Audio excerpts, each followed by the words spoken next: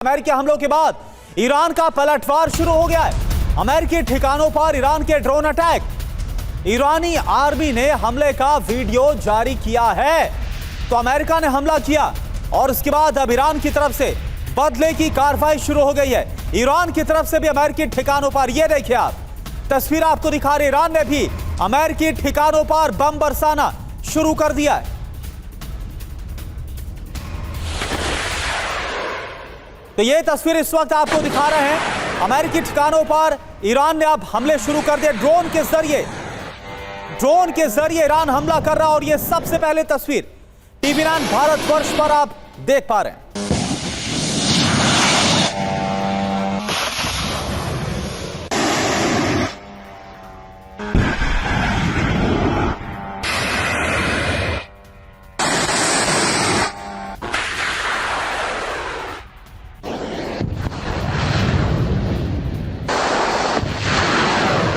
तो आप देखिए, बीते एक हफ्ते की बात की जाए, तीसरी बार ऐसा है जब अमेरिका की तरफ से हमला किया गया और इस बार बहुत ही घातक और विनाशक हमले किए गए 50 से ज्यादा ठिकानों पर ईरान के अंदर।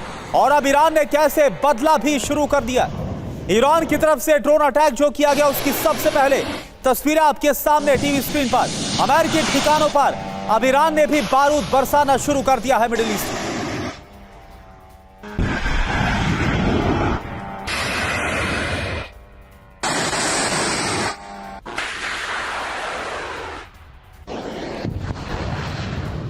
तो ये देखिए, सबसे पहले आप देख पा रहे हैं और देखिए कुल मिलाकर ये तस्वीरें देखकर इस बात का पूरा अंदाजा लग सकता है कि हालात कितने ज्यादा खराब हो गए। कुछ वैसी ही तस्वीरें निकलकर सामने आ रही है जैसी 40 दिन के युद्ध के दौरान 28 फरवरी के बाद हमने देखा था, जब इजराइल और अमेरिकी ठिकानों पर बारूद बरसाया था ईरान ने। और ईरान है जो कि अमेरिका के सामने झुकता हुआ नजर नहीं आ रहा, अमेरिका की मनमानी के सामने सरेंडर करता हुआ नजर नहीं आ रहा और मुंहतोड़ जवाब कैसे दे रहा है। ये ताजा तस्वीर है। तो ये TV9 भारतवर्ष पर सबसे पहले तस्वीरें आपको दिखा रहे हैं। और एक और बड़ी खबर इस वक्त की, अभी अभी बहरीन पर ईरान का हमला, अमेरिका के 5th फ्लीट पर, अमेरिका के 5वें फ्लीट पर हमले की खबर सामने आ रही है। इस बीच एक और जानकारी, अमेरिका ने ईरान के 140 ठिकानों पर हमले किए हैं। ईरान के सैन्य ठिकानों पर बमबारी की खबर है। मिसाइल और ड्रोन से हमला किया गया है। तो सेंटकॉम ने जारी किया है हमले का वीडियो। ये देखिए तस्वीरें, मिसाइल और ड्रोन से अटैक की खबरें हैं।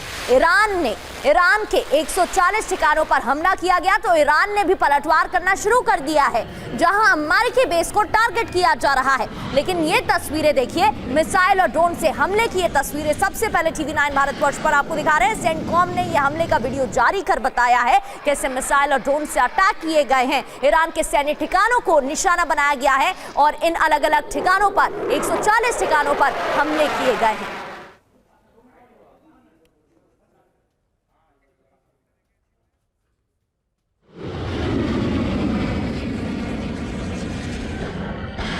और देखिए, ब्रिगेडियर शरदेंदु सर इस वक्त हमारे साथ है। शरदेंदु सर, बीते एक हफ्ते की बात करें, तीसरा बड़ा हमला। कुल मिलाकर ऐसा तो अब लग रहा है कि दोनों ही पक्ष, चाहे वो ईरान हो या फिर अमेरिका, कोई मूड में नहीं है कि सीजफायर को कंटिन्यू किया जाए या बातचीत की जाए। धमकियां दी जा रही है, धमकियों के आगे से अब हमले शुरू हो गए, बेहद ही घातक और विनाशक हमले।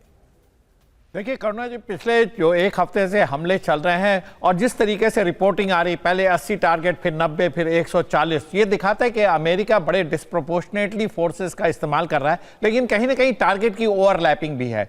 एक तरफ देखिए टारगेटिंग हो रही है, दूसरी तरफ टॉक भी हो रही है। एक तरफ डिस्ट्रक्शन चल रहा है तो दूसरी तरफ डिप्लोमेसी को भी मौका दिया जा रहा है। तो इस तरीके का कंफ्यूजन पूरे स्टेट में क्रिएट किया है। और आज की डेट में ईरान जो है वो बार बार रिटेलिएट कर रहा है। देखिए, ईरान ने IRGC के जो नेवी है वहां पे डिसेंट्रलाइज कमांड है।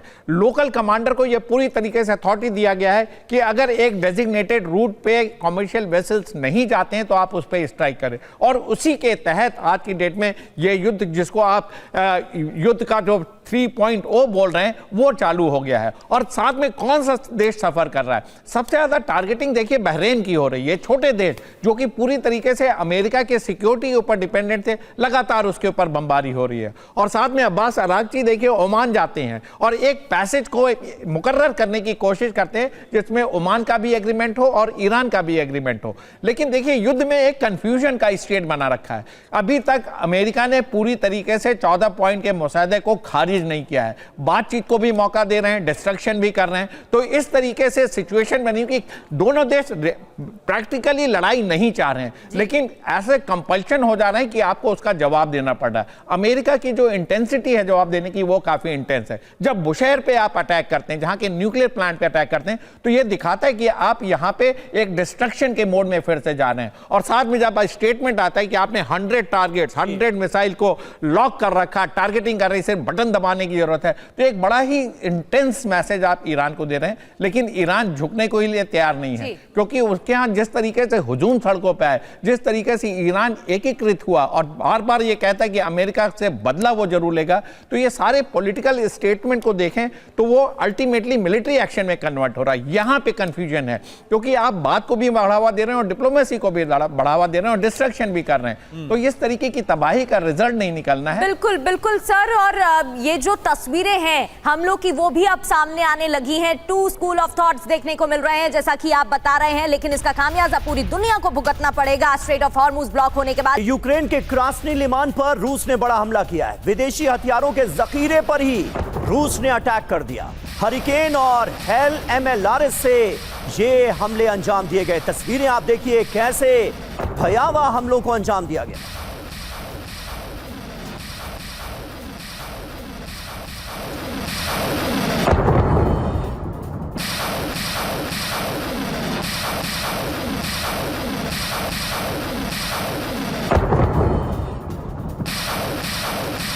और देखिए रूस यूक्रेन वॉर फ्रंट से एक और बड़ी खबर। यूक्रेन का डोब्रोपोलिये इलाका दहल गया है रूसी हमले के बाद। यूक्रेनी सैन्य ठिकाने पर रूस ने हमला किया। ड्रोन लॉन्च साइट बुरी तरह से तबाह हुई है। सैनिकों की तैनाती वाला इलाका भी तबाह हो गया। ये देखिए,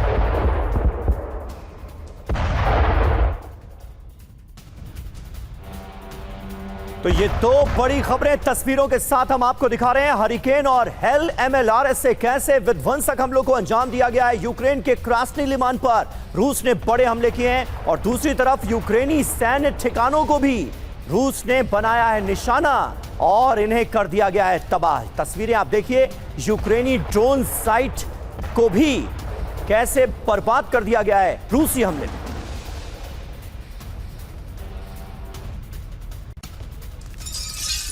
और वहीं रूस ने यूक्रेनी रोबोटिक हमले को नाकाम किया है। यूक्रेन रोबोट गन पर ड्रोन से हमला हुआ। रूसी पैराट्रूपर्स ने रोबोट गन को तबाह कर दिया। रूसी रक्षा मंत्रालय ने यह वीडियो जारी किया है।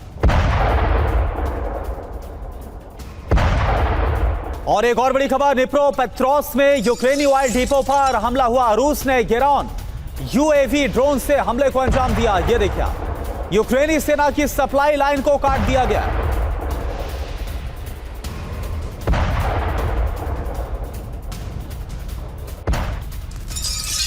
और 2030 तक रूस और नाटो में जंग की आशंका। रूसी उप विदेश मंत्री ने यह आशंका जताई है। नाटो EU देश जंग की तैयारी कर रहे हैं, ये कह रहे हैं ग्रुश्को। रूस अपनी रक्षा तैयारी भी मजबूत कर रहा है।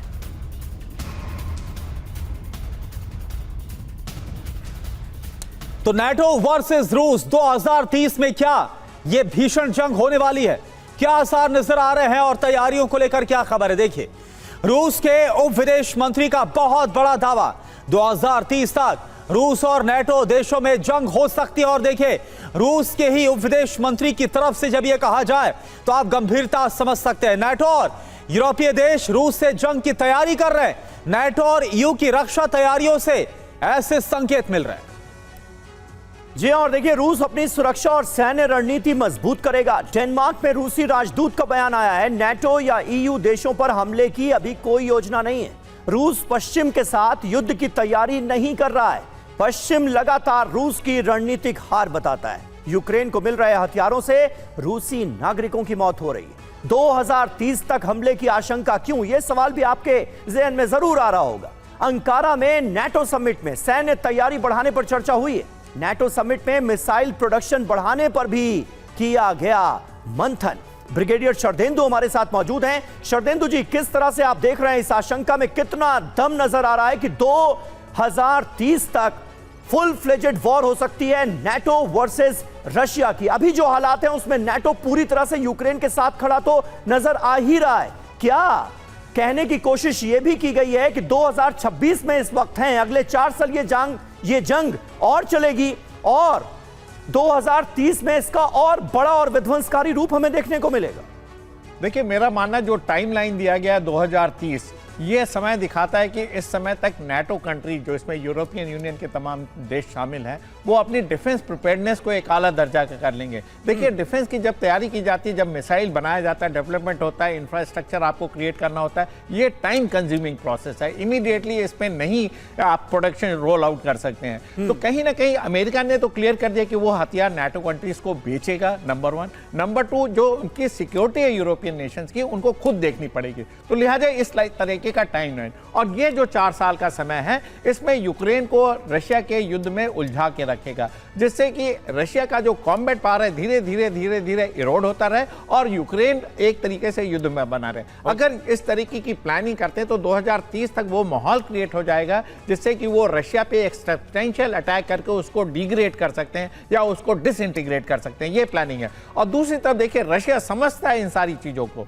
वो क्यों नहीं हाई इंटेंसिटी की वॉर लड़ रहा है यूक्रेन के खिलाफ। वो धीरे धीरे लगातार कीव की टारगेटिंग कर रहा है। टैक्टिकल बैटल चारों स्टेट के अक्रॉस लड़ते लड़ते एक एक दो गांव पे कब्जा करता जा रहा है। और आज की डेट में जब वो अपने HMR का यूज करता है, रॉकेट एंड मिसाइल्स का, ड्रोन का इस्तेमाल करता है, तो एक टैक्टिकल डिग्रेडेशन कर रहा है और जो सेंटर ऑफ ग्रेविटी है कीव, वहां पे लगातार हमले। तो ये एक तरह से यूक्रेन को भी पूरी तरीके से इंगेज करके रखा हुआ। और दूसरी तरफ यूक्रेन ने जो अपने टैक्टिक्स में जो चेंज किया है, वो आज की डेट में एनर्जी सेक्टर को टारगेट कर रहा है। वो इंटरडिक्शन बैटल पे नहीं जाके आज की डेट में डेप्थ टारगेट में जो आपके वॉर वेजिंग मशीनरी को सपोर्ट करते हैं, जिसमें एनर्जी का बहुत बड़ा रोल है, उसको टारगेट कर रहा है। लेनिनग्राद के जो ऑयल डिपो पे हमला किया है, वो दिखाता है कि जो वल्नरेबिलिटी रशिया की है उसको स्ट्राइक करो और युद्ध में बने रहो। यूक्रेन युद्ध में इसलिए बना है क्योंकि तमाम तरीके का सपोर्ट उसको यूरोपियन यूनियन और अमेरिका से मिल रहा है और साथ में उसका कमिटमेंट कि वो 1 इंच भी धरती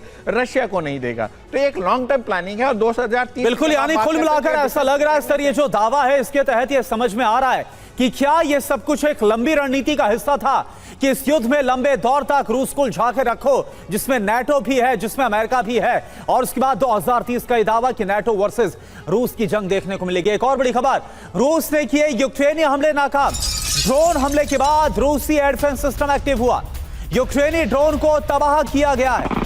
तो देखिए, यूक्रेन जिसने अपनी ड्रोन पावर को बहुत ज्यादा बढ़ा लिया है, रूस के अंदर भारी नुकसान पहुंच रहा है। रूस ने यूक्रेनी हमले को नाकाम किया है। एयर डिफेंस सिस्टम ने यूक्रेन से जो ड्रोन अटैक किया गया उसको इंटरसेप्ट किया और हवा में ही तबाह कर दिया गया।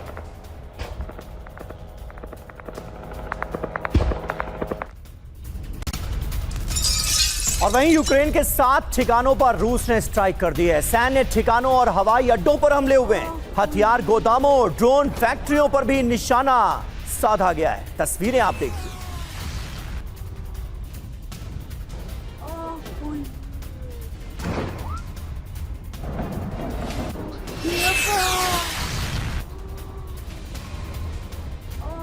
और एक और बड़ी खबर, सुमी पर रूसी हमले में 5 की मौत हुई है। हमले में एक बच्चे की भी मौत हुई।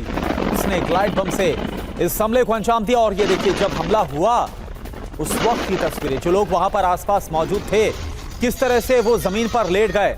आसपास की जो इमारतें हैं वो हिल गई, इमारतों के शीशे टूट गए। ये देखिए आप, लोग भागते, बच्चे आपको नजर आ रहे हैं। हमले के बाद भगदड़ मच गई और इसकी तस्वीरें।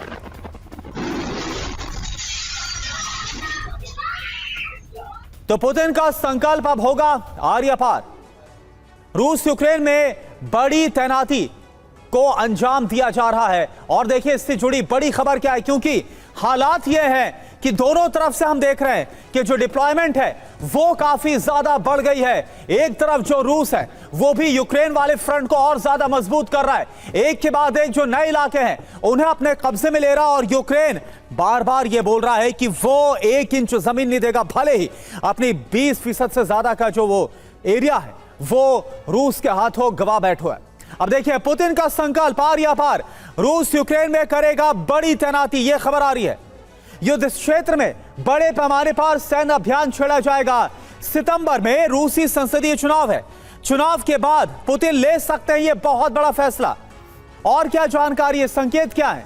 सैनिकों की भर्ती पर विशेष जोर दिया जा रहा है, भर्ती बोनस, आर्थिक प्रोत्साहन बढ़ाया जा रहा है, रिजर्व सैनिक सेना में शामिल किए गए, पूर्व सैनिकों से भी संपर्क किया जा रहा है, भर्ती कार्यालयों में नागरिक डेटा को अपडेट किया जा रहा है। जो जानकारी, अब वजह क्या है?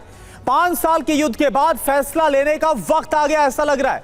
युद्ध से रूस के आर्थिक सैन्य हालात पर असर पड़ा है। रूस की कई ऑयल रिफाइनरीज पर हमले हुए हैं, हमलों से रूस के तेल उद्योग पर दबाव पड़ा है। द सन के हवाले से तो क्या संजय भारद्वाज सर, ये जो युद्ध है वो अपने डिसाइसिव मोड पर आ गया है? जो कहा जा रहा है कि संसदीय चुनाव के बाद सितंबर के बाद बड़े पैमाने पर रूस की तरफ से यूक्रेन के फ्रंट पर तैनाती की जाएगी, क्या आपको आसार नजर आ रहे हैं ऐसी खबर जब निकल कर आती है? करुणा, मैं 2022 से नियमित रूप से TV9 भारतवर्ष को देखता हूं, और वो शुरू से बात उठा रहा था कि क्या विश्व तृतीय विश्व युद्ध की तरफ बढ़ रहा है।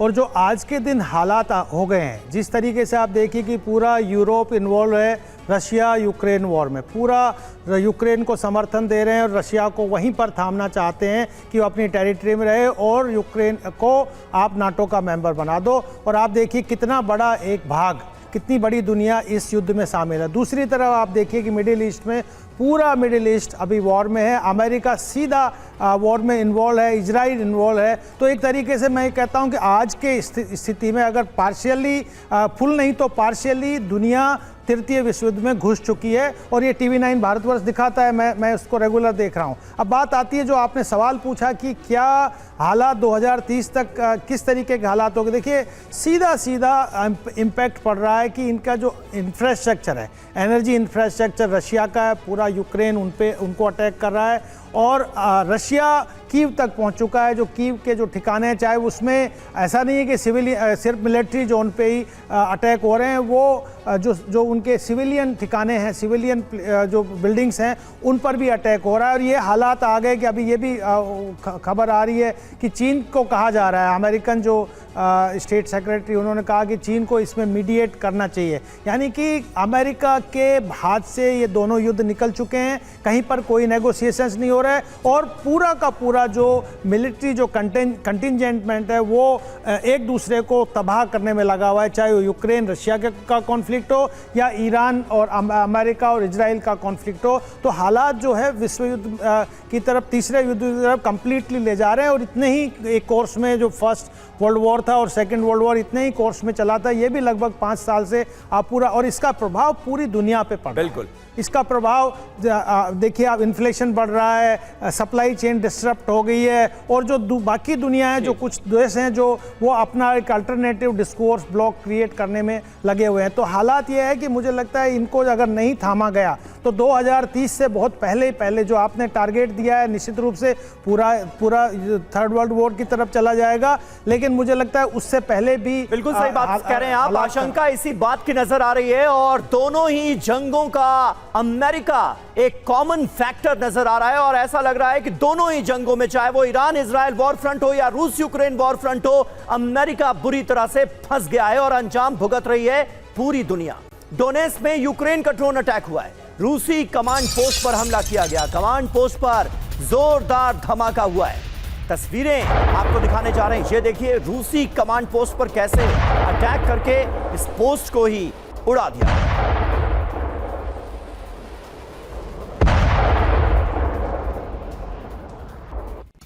और देखिए रूस पर यूक्रेन का ड्रोन से हमला हुआ, अज़ोव सागर में 28 जहाजों को निशाना बनाया गया, 21 टैंकर, 4 टगबोट्स पर ड्रोन से हमला किया गया, 2 ड्राई कार्गो जहाज, 1 स्पेशल क्राफ्ट पर भी निशाना साधा गया। तस्वीरें आप देख पा रहे हैं।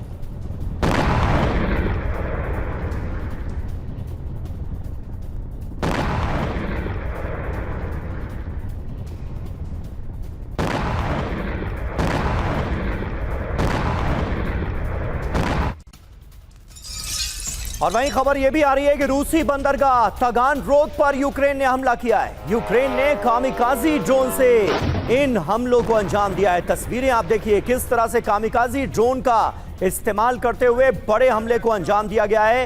रूसी बंदरगाह पर किया गया हमला। और एक और बड़ी खबर, खारकोव में रूसी ठिकानों पर हमला हुआ है। रूसी एफपीवी ड्रोन को नष्ट किया गया, सैन्य वाहन को भी निशाना बनाया गया। ये देखिए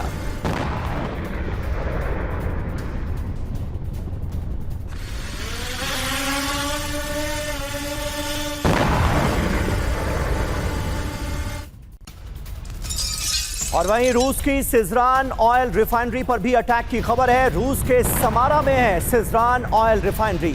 यूक्रेन ने इस रिफाइनरी को भी ड्रोन से निशाना बनाया।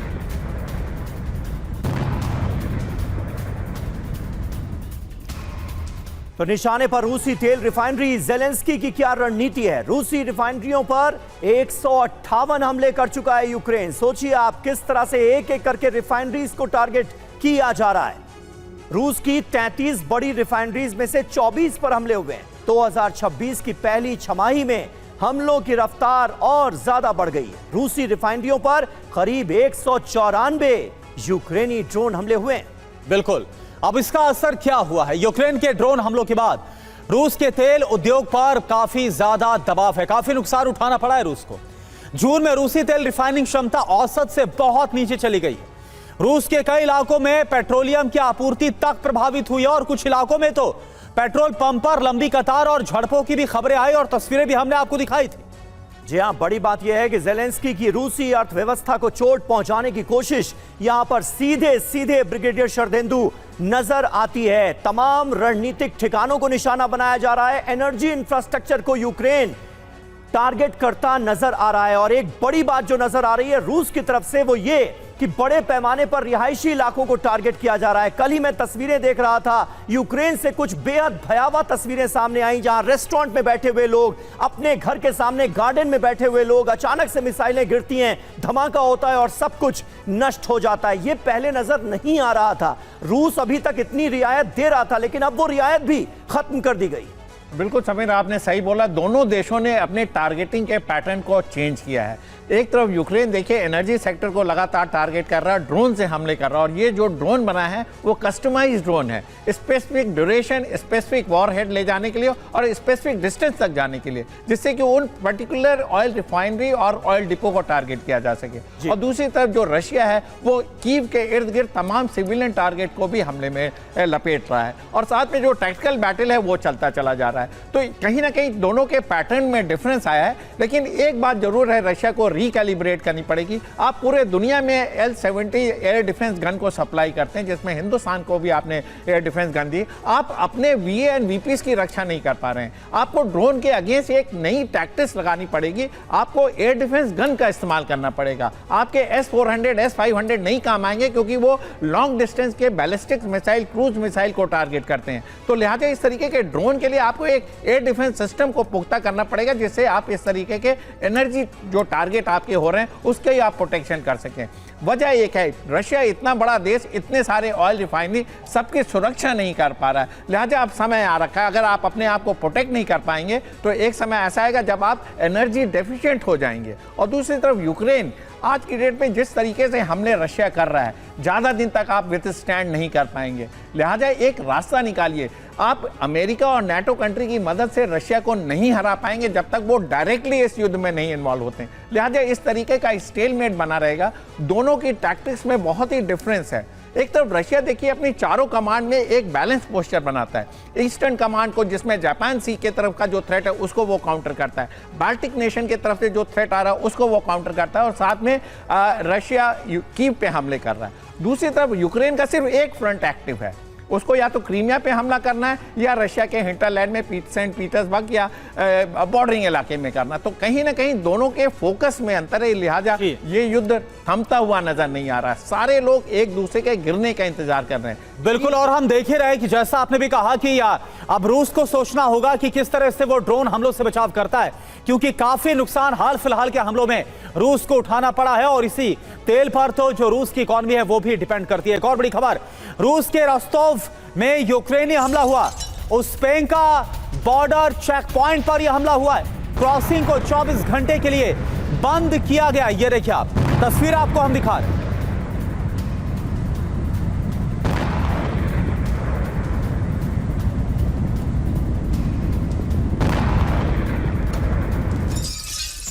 और यूक्रेन के सैन्य ठिकानों पर रूस ने अटैक किया है। कीव में ड्रोन प्रोडक्शन यूनिट पर हमला हुआ। रूसी हमले में यूक्रेनी ड्रोन फैक्ट्री तबाह हो गई। ओडेसा में भी 3 पोर्ट्स पर रूस का हमला हुआ। रिफाइनरी पर हमले के जवाब में यह अटैक किया गया।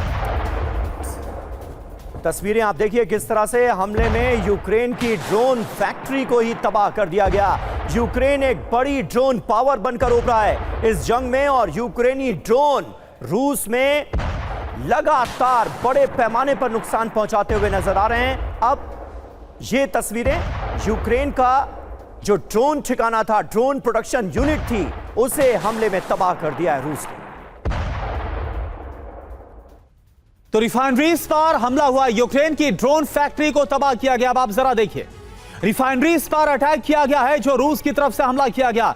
ड्रोन फैक्ट्री को तबाह किया गया। कीव में एरोड्रोन फैसिलिटी पर हमले की तस्वीर आपको दिखा रहे हैं। इसके अलावा यूक्रेनी बंदरगाह की तस्वीर देखिए। ओडेसा क्षेत्र जो कि ओडेसा पोर्ट का इलाका है, यहां पर 3 बंदरगाहों पर रूस की तरफ से हमला किया गया। इसके अलावा ड्रोन फैक्ट्री की बात करें तो यूक्रेन की ड्रोन बनाने की फैक्ट्री को नस्तराबूद, क्योंकि यूक्रेन के लिए अभी सबसे ज्यादा पावरफुल दमदार हथियार यही ड्रोन नजर आ रहे हैं। इसके अलावा इजबेल चेर्नोमोर्स्क यूजनी पोर्ट पर भी रूस की तरफ से हमला करके यूक्रेन को नुकसान पहुंचाया गया। Fire.2 यूएवी असेंबल किया जाता है जिस ड्रोन फैक्ट्री पर हमला किया गया। यूक्रेनी फौज की लॉजिस्टिक हब को निशाना बनाया गया। यूक्रेनी बंदरगाह की बात करें तो आपको हम बता रहे एक साथ ही कि जहां ड्रोन फैक्ट्री में हमला हुआ और यूक्रेनी बंदरगाह पर हमला हुआ, आखिर इससे कितना बड़ा नुकसान उठाना पड़ा है यूक्रेन को। फर्नीचर फैक्ट्री के तौर पर इस प्लांट को दिखाया जाता था जो ड्रोन फैक्ट्री है। अगर यूक्रेनी बंदरगाह की बात करें, ईंधन स्टोर, सैन्य गोदाम को तबाह किया गया है जहां पर यूक्रेनी बंदरगाह पर हमला किया गया। अब आप देखिए रिफाइनरीज पर हमला, यूक्रेन की ड्रोन फैक्ट्री तबाह। रूसी रक्षा मंत्रालय का दावा एक तरफ है और हमले की बड़ी बात है वो आपको बता रहे हैं। पश्चिमी देशों के एयर डिफेंस नाकाम रहे हैं इन हमलों को रोकने के लिए। यूक्रेन की सैन्य क्षमता को खत्म करने की जो कोशिश है वो अब रूस की तरफ से समझ में आ रही है। पश्चिम से मिली सहायता बेकार साबित हुई है, ये रूसी रक्षा मंत्रालय का दावा। इधर यूक्रेन की ड्रोन क्षमता को भी नष्ट करने की तैयारी, क्योंकि यही ड्रोन सबसे बड़ा सिरदर्द पुतिन के लिए साबित हो रहे हैं। किसी भी एंटी एयरक्राफ्ट को भेज सकते हैं, ये जानकारी सामने आ रही है। रूसी रक्षा मंत्रालय का जो दावा है, रूसी रिफाइनरीज को हुए नुकसान का बदला लिया गया है जो हमला किया गया रूस की तरफ से। और इस बीच एक अहम खबर, यूक्रेन की सप्लाई लाइन पर बड़ा अटैक हुआ है। रूस ने ओडेसा के 3 बंदरगाहों पर कर दिया अटैक। इजमेल यूजनी बंदरगाह पर हमला हुआ। इसके अलावा काला सागर में चेर्नोमोर्स्क पोर्ट को भी बनाया गया है निशाना। तो 3 बंदरगाहों को एक साथ निशाना बनाया गया है रूस की तरफ से। ओडेसा के 3 बंदरगाहों पर हुए हैं अटैक। तो यूक्रेन के 3 बंदरगाहों पर हमला हुआ। रूस ने भीषण कैसे बदला लिया इस अटैक के जरिए। इजमेल बंदरगाह, यूक्रेन की डैन्यूब नदी के किनारे यह बंदरगाह स्थित है जहां पर हमले को अंजाम दिया गया। रोमानिया की सीमा के बहुत ज्यादा यह करीब है। अगर इसकी लोकेशन के लिहाज से देखें तो बहुत इंपॉर्टेंट, यूक्रेन के लिए अनाज सप्लाई का सेंटर यहीं पर है। अब बात करते हैं चेर्नोमोर्स्क बंदरगाह की। काला सागर तट पर स्थित है यह कमर्शियल पोर्ट और हमले में काफी नुकसान पहुंचा है। प्रमुख कंटेनर और अनाज निर्यात बंदरगाह के तौर पर इसका इस्तेमाल किया जाता है। यूक्रेन के लिए सैन्य सहायता भी यहां पर पहुंचती है। इसके अलावा यूजनी बंदरगाह की बात करें तो यूक्रेन के सबसे बड़े बंदरगाहों में से एक है यूजनी बंदरगाह। अनाज, लौह अयस्क, रसायन की जो सप्लाई है वो इसी के जरिए की जाती है। यूक्रेन के लिए एक्सपोर्ट का बड़ा सेंटर है ये। जी हाँ, और देखिए रोमानिया की सीमा के बेहद करीब यूक्रेन के लिए अनाज सप्लाई का सेंटर है। यहाँ पर बंदरगाहों पर हमले क्यों हो रहे हैं ये भी समझिए। यूक्रेन की समुद्री सप्लाई चेन बाधित करने की कोशिश की जा रही है, ये बड़ा मोटिव नजर आ रहा है। हथियारों की आवाजाही और अनाज एक्सपोर्ट रोकना एक सीधे सीधे बड़ा मकसद नजर आता है। ओडेसा इलाके में इन बंदरगाहों पर पहले भी हमले हुए हैं, अब दोबारा इन्हें टारगेट किया जा रहा है। बंदरगाहों पर लगातार सीरियल अटैक्स हो रहे हैं और बड़ी वजह जो है वो हमने आपके सामने रखी है कि क्यों इन्हीं जगहों को, इन्हीं बंदरगाहों को बार बार निशाना बनाया जा रहा है। और संजय भारद्वाज सर, जो हमने बताया कि एक तरफ बंदरगाह पर हमला किया गया 3 अलग अलग, और इसके अलावा जो ड्रोन फैक्ट्री है उस पर भी हमला किया गया। इन हमलों को आप कैसे देखते हैं? क्योंकि हमने देखा कि कैसे हाल फिलहाल में जो ड्रोन पावर है वो इतनी ज्यादा बढ़ गई है यूक्रेन की कि ज़ेलेंस्की ने अभी 2 दिन पहले ही एक बयान भी हमने दिखाया था जिसमें उन्होंने दावा किया था कि अब हमारे ड्रोन 2500 किलोमीटर दूर जाकर भी यूक्रेन के, रूस के अंदर हमला कर सकते हैं, नुकसान पहुंचा सकते हैं। देखिए करुणा, 2 बातें साफ साफ है। पहली बात कि जो सप्लाई चेन को डिस्टर्ब करना एक बहुत बड़ा एक पॉपुलर मेथड रहा है, एक स्ट्रेटजी रहा है दोनों तरफ से ही। आप देखिए यूक्रेन ने भी काफ़ी कुछ हद तक जो क्रीमिया से लगा हुआ या जो सप्लाई चेन था रशिया का ख़त्म करना चाहा, वहीं पर ही रशिया भी लगातार रूप से जो जितने भी पोर्ट्स हैं, जितने भी बंदरगाह है उसको डिस्टर्ब, ताकि दोनों देश एक दूसरे को इंटरनली कमज़ोर करने में लगे हुए हैं। पहला तो बात ये। दूसरा कि आप ये देखिए कि टेक्नोलॉजी के माध्यम से जो ड्रोन बनाया जा रहा है उसके लिए उस ड्रोन टेक्नोलॉजी को रोकना या ड्रोन को ख़त्म करने के लिए दूसरा टेक्नोलॉजी अल्टरनेटिव क्रिएट करना, ये किधर ले जा रहा है? ये बेसिकली एक म्यूचुअली अश्योर्ड डिस्ट्रक्शन की तरफ दुनिया को ले जा रहा है। यहाँ पे जो सबसे बड़ा फैक्टर है कि आप कॉन्फ्लिक्ट हैं, सीधा कन्फ्रंटेशन है, लेकिन आप नेगोशिएशंस की कहीं कोई बात नहीं हो रही, कोई उम्मीद नहीं दिख रही, कोई किरण नहीं दिख रही कि कोई भी देश दुनिया का आके कहे कि भाई इतना लंबा कॉन्फ्लिक्ट हो गया है, आप टेक्नोलॉजी को इस्तेमाल करके आप डिस्ट्रक्शन की तरफ दुनिया को ले जा रहे हैं और आप यहाँ कर रहे हैं कि अब ड्रोन को कैसे रोका जाए, तो एक नई टेक्नोलॉजी तैयार कर देनी चाहिए रशिया को, ताकि जो यूक्रेन का एक नया कैपेसिटी तैयार हो गया। तो मुझे लगता है कि आई थिंक कि ये अच्छी खबर नहीं है दुनिया के लिए। इसके लिए जो कंट्रीज़ हैं, जो न्यूट्रल कंट्रीज़ हैं, चाहे उसमें भारत भी है और बाकी जो कंट्रीज़ हैं जैसे ऑस्ट्रेलिया है, न्यूजीलैंड है, इंडोनेशिया है, इनको शामिल होकर इसमें पहल करनी चाहिए। चीन एक अपने आप में आक्रामकता देश है, एक्सपेंसिव देश है, वो मीडिएशन नहीं कर सकता। पाकिस्तान एक आतंकी देश है, वो मीडिएशन नहीं कर सकता। तो मुझे नहीं लगता कि कहीं पर एक अंडरस्टैंडिंग बन रही है कि जो मानवता का जो नाश होता जा रहा है, जो दिख रहा है, टेक्नोलॉजी को मानवता के नाश के लिए इस्तेमाल किया जा रहा है। कभी देखिए कि सब न्यूक्लियर पावर है, अब रशिया न्यूक्लियर पावर है, ईरान का एक तरीके से कोशिश कर रहा है न्यूक्लियर पावर एक्वायर करने का, अमेरिका धमकी दे रहा है कि हम ईरान को ख़त्म कर देंगे। ये बहुत अच्छे संकेत नहीं है। इसमें सभी कंट्रीज़ को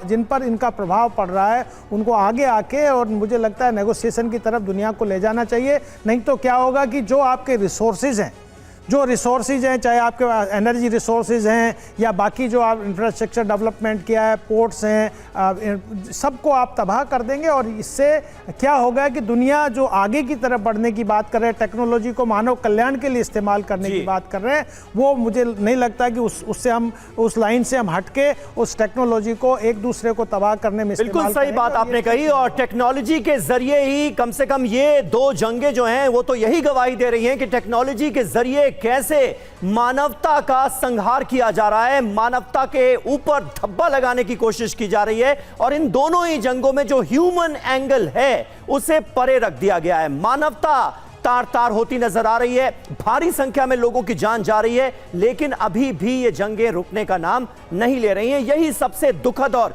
दुर्भाग्यपूर्ण पहलू है। 130वें संविधान संशोधन बिल पर बड़ी खबर। संविधान संशोधन बिल पर जेपीसी ड्राफ्ट रिपोर्ट तैयार। 130वें संशोधन पर जेपीसी की 5 बड़ी सिफारिशें। जेपीसी रिपोर्ट अगले हफ्ते स्पीकर को सौंपेगी। मानसून सत्र में संसद में आ सकता है बिल। 30 दिन जेल पर पीएम सीएम की कुर्सी जाएगी 31वें दिन तक।